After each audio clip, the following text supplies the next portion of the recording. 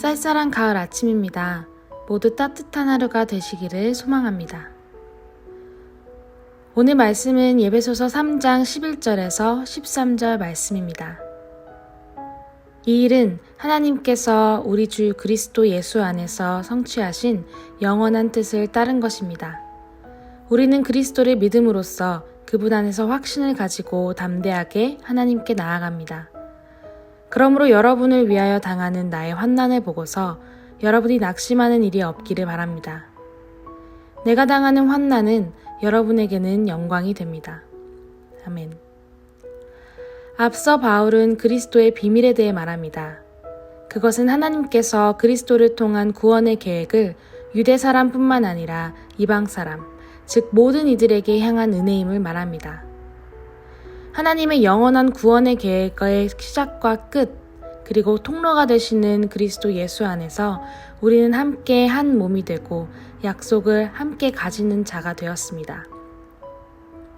그리고 하나님께서는 그리스도 예수 안에서 성취하신 영원한 뜻을 교회인 우리에게 알려주셨습니다. 그것은 예수님께서 십자가에 달리셔서 죽으신 것과 다시 부활하셨고 다시 오실 것을 의미합니다. 그러므로 모든 것이 그리스도 안에서 통합되므로 예수님께서 하나님의 계획의 중심이십니다. 하나님의 은혜와 영광이 모든 이들에게 드러났습니다. 어떤 이들에게만 알려진 것이 아닌 모두에게 부어주신 동일한 하나님의 은혜입니다.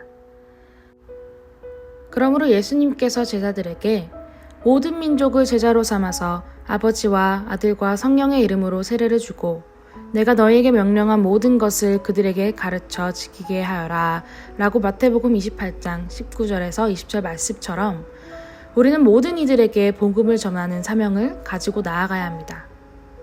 그렇다면 어떻게 나가야 할까요? 바울은 우리에게 이렇게 권면합니다. 우리는 그리스도를 믿음으로써 그분 안에서 확신을 가지고 담대하게 하나님께 나아갑니다.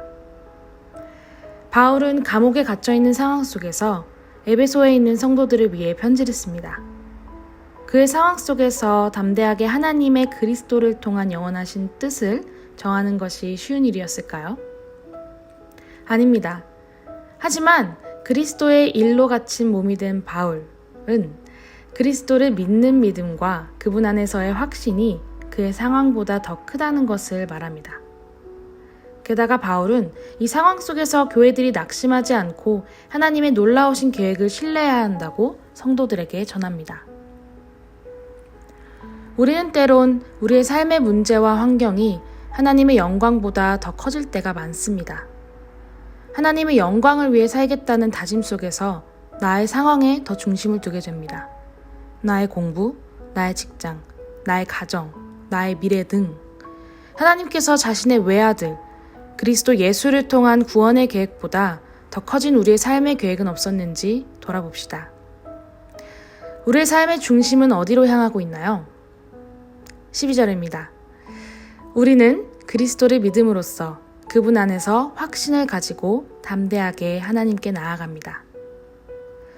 우리 고난 속에 있는 하나님의 영광을 바라보며 우리에게 희망을 품게 하고 견디게 하시는 예수 그리스도 안에서 확신을 가지고 담대하게 하나님을 전하는 삶을 살아갑시다.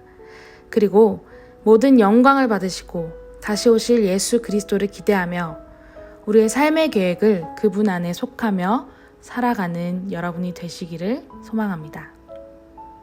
적용 질문입니다. 현재 여러분의 삶의 계획은 어떠한가요? 어떠한 계획 속에서 살아가고 계신가요?